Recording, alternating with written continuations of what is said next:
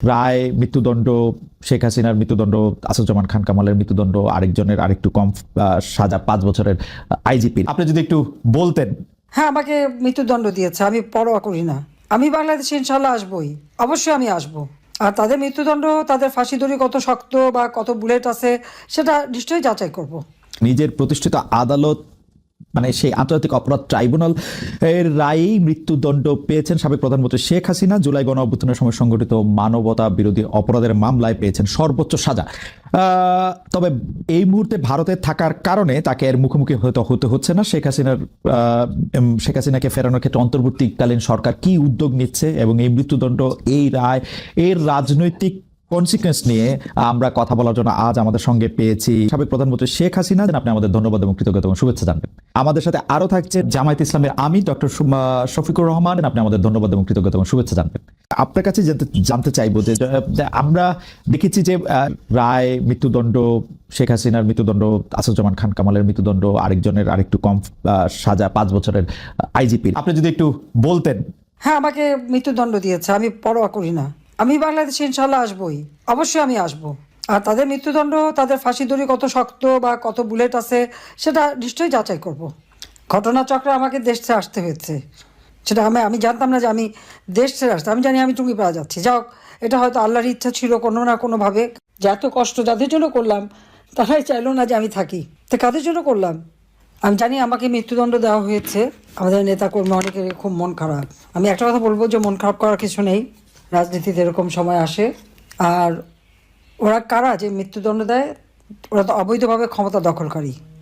একটা কথা মনে রাখতে হবে, যেটা বাস্তব, সেটা হলো যারা অবৈধভাবে সন্ত্রাসী, জঙ্গি এবং খুনি এদেরকে সঙ্গে নিয়ে যারা ক্ষমতা দখল করে, অর্থাৎ সন্ত্রাসের উপর নির্ভরশীল হয়ে যারা ক্ষমতা দখল করে, এরা কিন্তু সবসময় নিজেরাই ভীত থাকে। কিন্তু তারা অন্যকে ভয় দিয়ে, মানে বলতে গেলে ভয়ের রাজত্ব কায়েম করে, একটা ভীত সন্ত্রস্ত অবস্থা সৃষ্টি করে তারা তাদের ক্ষমতাকে ধরে রাখার চেষ্টা করে। কারণ তারা মনে করে তাদের যেহেতু জনসমর্থন নাই, একটা চক্রান্তের মধ্য দিয়ে আসে, ষড়যন্ত্র করে আসে, অবৈধ অর্থ মিলিয়ে আসে, সে কারণেই এরা একটা ভীতিকর পরিস্থিতির সৃষ্টি করে। কারণ এদের মনের ভিতরে ভয় থাকে, দুর্বলতা থাকে, সেই জন্য বাইরে সেটা ওইভাবেই প্রকাশ করে যে তারা সকলের উপর একটা মানে ভয়ভীতি দিয়ে তারপর তারা ক্ষমতাকে মনে করে যে এটাই টিকে থাকার একমাত্র উপায়।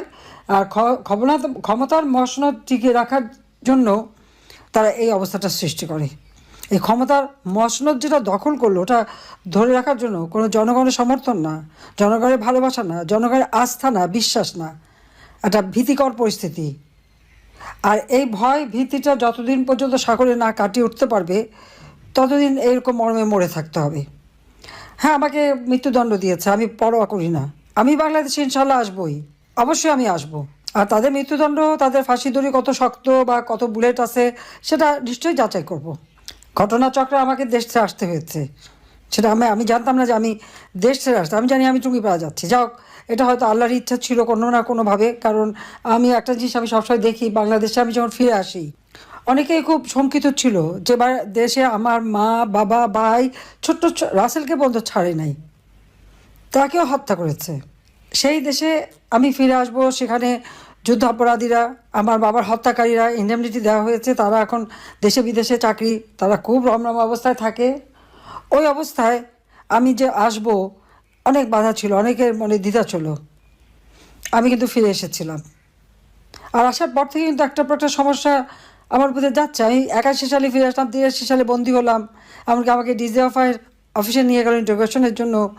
এরপরে আবার 85 সালে, আর যখন যেখানে গেছি সেখানে তো মানে একবার আক্রান্ত হয়েছি, এ তো কতবার। কিন্তু হ্যাঁ, আমি বেঁচে গেছি, আমি বারবার বেঁচে গেছি। জানি না, এখানে আমি বলবো আল্লাহ রাব্বুল আলামিন আমাকে বাঁচিয়ে রেখেছেন। কারণ আমার হাতেই আমার বাবা, মা, ভাই, তাদের হত্যাকারীদের বিচার হবে। আমার হাতেই এই যুদ্ধাপরাধীদের বিচার হবে। আমার হাতেই বাংলাদেশ দারিদ্র্যমুক্ত হবে, উন্নত হবে, সমৃদ্ধশালী হবে।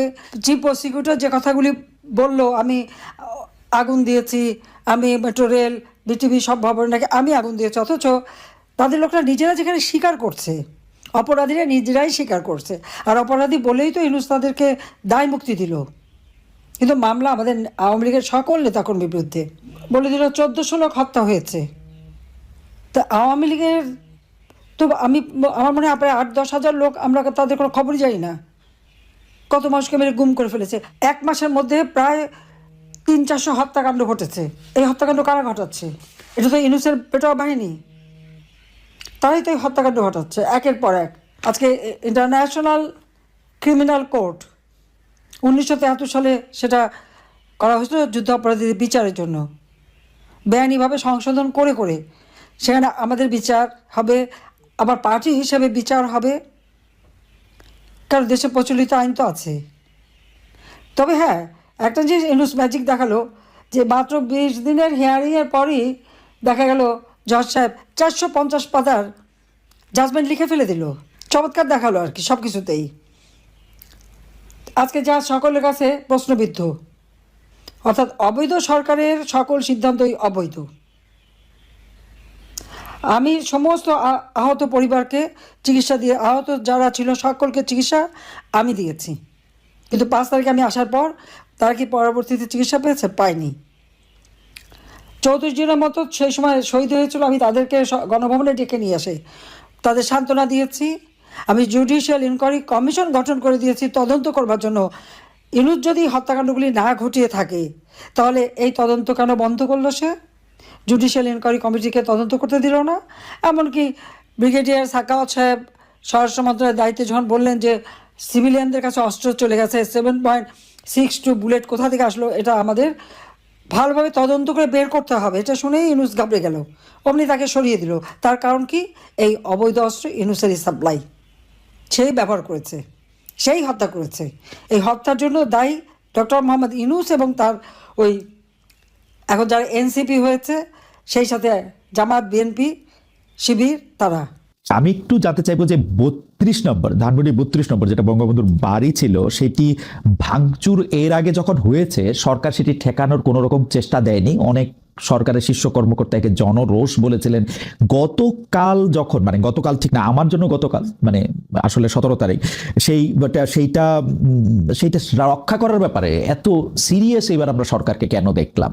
এতে কি সরকারের অবস্থানে পরিবর্তন হয়েছে নাকি না আসলে কোনটা? 32 নম্বর ভাঙতে চেয়েছে জনগণ, ভাঙতেই তো দেওয়া উচিত ছিল এর আগের বারের কথা স্মরণ করে আর কি। বাংলাদেশ একটা ক্রান্তি লগ্নের মধ্য দিয়ে চলছে। বাংলাদেশকে নিয়ে যেন একটা ধ্বংসের খেলা শুরু হয়েছে। বাংলাদেশের আজকে চরমভাবে ধ্বংস করে আজ একটা জঙ্গি সন্ত্রাসীদের দেশ হিসেবে পরিণত করা হয়েছে। এই ছোট বাড়িটা, যে বাড়িটা আমার মা অনেক কষ্ট করে প্রতিটি ইট নিজের হাতে গেড়ে তিনি এই বাড়িটা গড়ে তুলেছিলেন, ওই বাড়িতেই 15ই আগস্ট আমার বাবা জাতিপিতা বঙ্গবন্ধু শেখ মুজিবকে হত্যা করা হয়।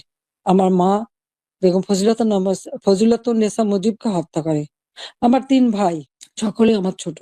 মুক্তিযোদ্ধা ক্যাপ্টেন শেখ কামাল, মুক্তিযোদ্ধা লেফটেন্যান্ট শেখ জামাল এবং ছোট রাসেল, যার বয়স ছিল মাত্র 10 বছর, তাদেরকে কেউ নির্মমভাবে হত্যা করে। কামাল জামালের নবপরিণীতা বধূ সুলতানা এবং রোজি জামালকে হত্যা করে। আমার একমাত্র চাচা শেখ আবু নাসের, তিনিও মুক্তিযোদ্ধা, পঙ্গু ছিলেন, ঘাতকের নির্মম বুলেটের আঘাতে তিনিও জীবন হারান। যে স্মৃতিটুকু নিয়ে 2 বোন বেঁচেছিলাম, আজকে সেই স্মৃতিটুকু ভেঙে ফেলা হচ্ছে। এর আগে আগুন দিয়ে পুড়িয়েছে, আজকে ভেঙে ফেলা হচ্ছে। হ্যাঁ, একটা দালান ভেঙে ফেলতে পারে, ইতিহাস মুছতে পারবে না। একবার ভাঙলে আবার আমরা করতে পারবো। এই বাংলাদেশ আবার মাথা তুলে দাঁড়াবে, বাংলাদেশের মানুষ আবার বিশ্ব দরবারে মাথা উঁচু করে দাঁড়াবে। আল্লাহ যখন বাঁচিয়ে রেখেছেন, তো নিশ্চয়ই আমার কিছু কাজ বাকি আছে, সেটুকু করার জন্য আল্লাহ বাঁচিয়ে রেখেছেন। নইলে বারবার কেন মৃত্যুর হাত থেকে বেঁচে আসবো? মানুষের দোয়া, উপরে আল্লাহ রাব্বুল আলামিন ওই গ্রেনেড হামলা, গুলি, বোমা সব জায়গা থেকে তো আমাকে রক্ষা করে নিয়ে এসেছেন। এবারেও তো সেই একই অবস্থা। এবারে তো একটাই লক্ষ্য ছিল, তার মেটিকুলাস ডিজাইনই ছিল ইউনূস সাহেবের আমাকে 2 বোনকে হত্যা করা। তারপরেও কিভাবে আল্লাহ আমাদেরকে রক্ষা করেছেন। কাজেই আবার বাংলাদেশ ফিরে আসবে, মুক্তিযুদ্ধের চেতনা গড়ে উঠবে, শহীদের রক্ত কখনো বৃথা যেতে পারে না, এটাই আমার কথা। আমাদের মুক্তিযুদ্ধের ইতিহাস আমাদের গৌরবের ইতিহাস, আমাদের বিজয়ের ইতিহাস। এই ইতিহাসকে মুছে ফেলতে পারবে না। আমি জানি এটা মুছে ফেলার চেষ্টা হচ্ছে, সংবিধানকে ধ্বংস করা, জাতীয় পতাকা ধ্বংস করা, অনেক চেষ্টাই করা হয়েছে। কিন্তু লাখো শহীদের রক্তের বিনিময়ে যে পতাকা পেয়েছি, যে সংবিধান পেয়েছি, যে স্বাধীনতা পেয়েছি, তা ওই কয়েকজন বুলডোজার দিয়ে ভেঙে গুড়িয়ে দেবে এ শক্তি তাদের হয়নি এখনো। এটা তাদের দুর্বলতার প্রকাশ। তারা একটা দালান ভাঙতে পারে, কিন্তু ইতিহাসকে তারা ধ্বংস করতে পারে না। ইতিহাস কিন্তু তার প্রতিশোধ নেয়, এটাও তাদের মনে রাখতে হবে। একবার মুছে ফেলা হয়েছিল 75-এর পর, এরপর আবার এখন শুরু। যারা এটা করছে তারা তাদের হীনমন্যতার পরিচয় দিচ্ছে। যারা এটা করছে তারা তাদের হীনমন্যতার পরিচয় দিচ্ছে, পরিচয় দিচ্ছে। এই ক্ষেত্রে আমি শুধু একটা লাইন করে একটু বোঝার জন্য, যে মানে আওয়ামী লীগ নিষিদ্ধ করা হয় নাই, আওয়ামী লীগের কার্যক্রম নিষিদ্ধ করা হয়েছে, দুইটার মধ্যে তফাৎ কি আসলে? মানে তারা মানে কি করতে পারবে আর কি করতে পারবে না, মানে একজন আওয়ামী লীগ কি করতে পারবে এখন? মানে আমার একটা আন্ডারস্ট্যান্ডিং হচ্ছে আওয়ামী লীগ নিষিদ্ধ, তা আপনি বলতেছেন না দুইটার মধ্যে একটু তফাৎ আছে। তফাৎটা কি আসলে? দেখেন, নিষিদ্ধ তো আমাদেরও করা হয়েছিল, তাই না? এবং একবার না, আমাদের এই সংগঠনের জন্মের পরে দফায় দফায় আমাদেরকে নিষিদ্ধ করা হয়েছে। নিষিদ্ধ যখন কোনো সংগঠনকে করা হয়, তখন এই সংগঠনের ব্যক্তিরাও বিভিন্ন ধরনের সমস্যায় পড়ে যান, এর সাথে রিলেটেড ব্যক্তিরা। এমনকি তাদের স্বাভাবিক জীবনযাত্রাটাও তাদের পক্ষে চালায় নেওয়া সম্ভব হয়। তারা যদি সমাজের কোনো ক্রিমিনাল ব্যক্তি নাও হয়ে থাকেন, তবুও তাদের উপরে সমস্যা আরোপ হয়েছে। কিন্তু যখন কার্যক্রম নিষিদ্ধ থাকবে, তখন ওই পলিটিক্যাল কার্যক্রমগুলা ছাড়া বাকি জীবনের সবই তো তারা করতে পারবে, করছে তো। আচ্ছা, তারা তো এই দেশ ছেড়ে সবাই তো আর চলে যায়নি, সবাইকে জেলেও ঢুকানো হয় না। এইটা একটু পরিষ্কার হয়েছে।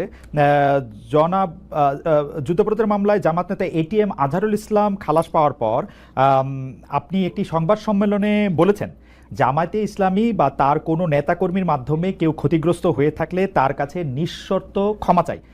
এই ক্ষমা প্রার্থনায় কি ৭১ মুক্তিযুদ্ধের সময়টাও আছে কিনা সেটা সেদিন আপনি স্পষ্ট করেননি, আজকে এটা স্পষ্ট করবেন? মানে আপনি অনেকেই প্রশ্ন করছেন যে জামায়াতের মাননীয় আমির ক্ষমা কিসের জন্য চাইলেন? মানে ৪৭-এর পর থেকে শুরু করে আজকে পর্যন্ত, শুধু ৭১ না, ৪৭-এর পর থেকে শুরু করে আজকে পর্যন্ত আমাদের দ্বারা যত মানুষ যত জায়গায় কষ্ট পেয়েছে, কেউ যদি ক্ষতিগ্রস্ত হয়ে থাকে, সেই মানুষগুলো তাদের সকলের কাছে আমি বিনা শর্তে ক্ষমা চেয়েছি। কেন ক্ষমা চেয়েছি?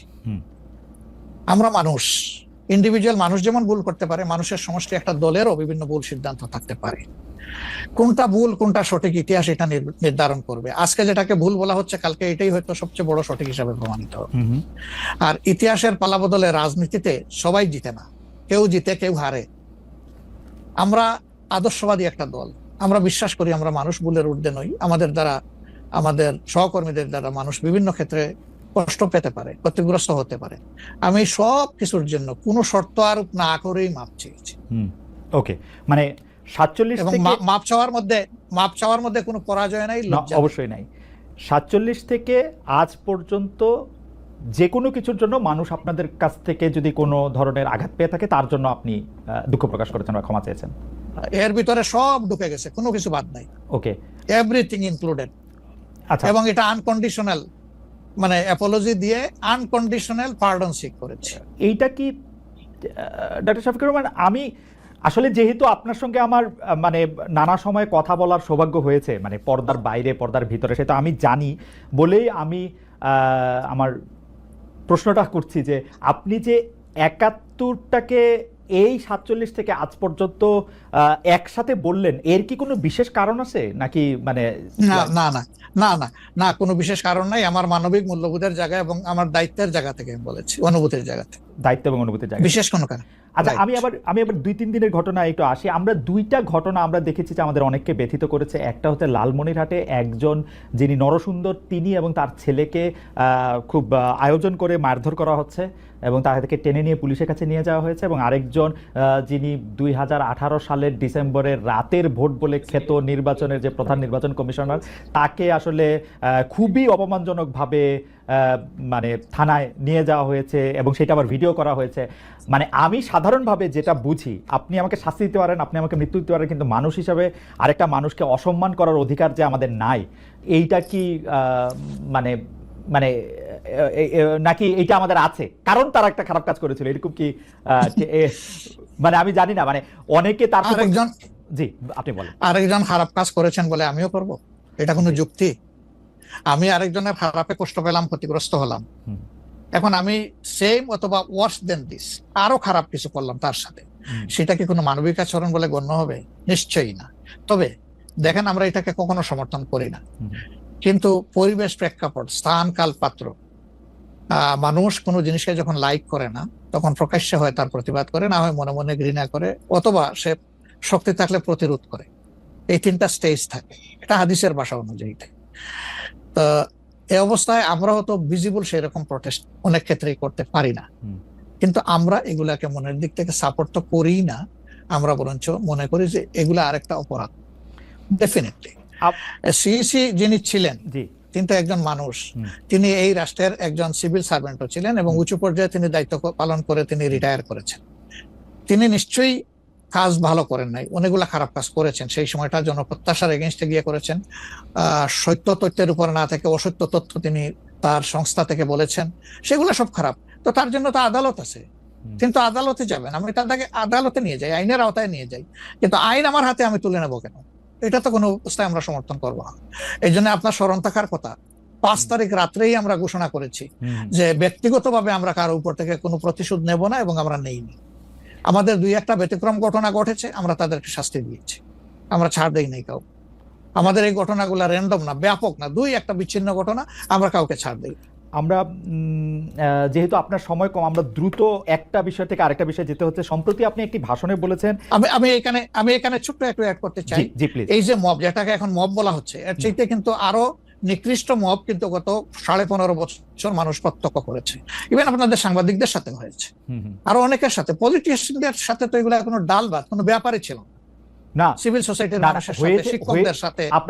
কিন্তু ওইগুলা দিয়ে আমরা এটাকে জাস্টিফাই করতে চাই হয়েছে বলেই আমরা সবাই মিলেই কিন্তু এগুলি প্রতিরোধ করেছি, প্রতিবাদ করেছি। আসলে যে যার জায়গা থেকে প্রচন্ড ভাবে প্রতিবাদ করেছে। আমার মনে আছে ডয়েচে ওয়েলেতে থাকতে আমি একবার শেখ হাসিনার নাম করে এতবার বলতেছিলাম যে কেন তিনি এটি করবেন, কেন তার এটি সমালোচনা করা যাবে না, এবং কেন তার এটা, মানে আমার মনে আছে যে মানে আমার সাংবাদিকতায় আমি কোনো সময় অ্যাক্টিভিজম করতে চাই না বা অ্যাক্টিভিজমের জায়গা থেকে, কিন্তু এইগুলির প্রতিবাদ আমরা সবাই মিলেই আসলে করেছিলাম, যে যার অবস্থান থেকে। এখনো আমাদেরকে করতে হবে, এখনো যদি আমরা সেই জায়গার মধ্যেই থাকি এবং কেউ কেউ আমরা এটা বলি যে তারা করেছে সেজন্য এটা ঠিক আছে, সেইটার ব্যাপারে আপনার কাছে বিচার দিতে চাইছি। প্রশ্নই ওঠে না, এটাকে সাপোর্ট করা যাবে না। আরেকজন অন্যায় করেছে তাই আমি আরেকটা অন্যায় করবো, এটা চলবে না।